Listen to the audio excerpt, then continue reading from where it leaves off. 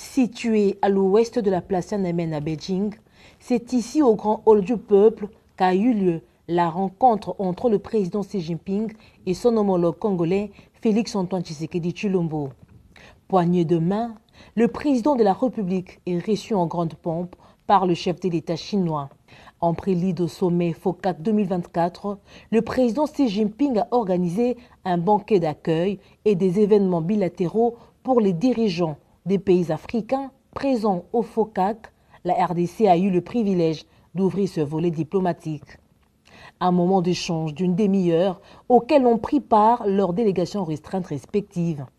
Dans son mot de bienvenue, le président Xi Jinping a commencé par remercier son hôte congolais pour avoir honoré l'invitation. Il a par la suite réaffirmé l'engagement de la Chine à veiller sur l'esprit d'amitié et de coopération qui existe entre son pays et la RDC. De son côté, le président Félix Tshisekedi a salué l'amitié historique des deux États basée sur le respect mutuel et la non-ingérence dans les affaires intérieures du partenaire, tout en renouvelant l'invitation à son homologue pour une visite officielle en RDC.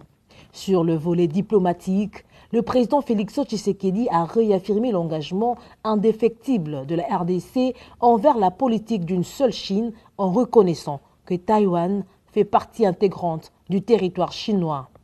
La RDC est reconnaissante à la Chine pour son soutien continu au sein du Conseil de sécurité des Nations Unies, particulièrement pour la levée de l'embargo sur l'achat des armes. Sur le volet économique et commercial, le chef de l'État a saisi l'occasion de cette rencontre pour faire mention du rééquilibrage en 2024 du contrat mine contre infrastructure conclu par la Chine et la RDC.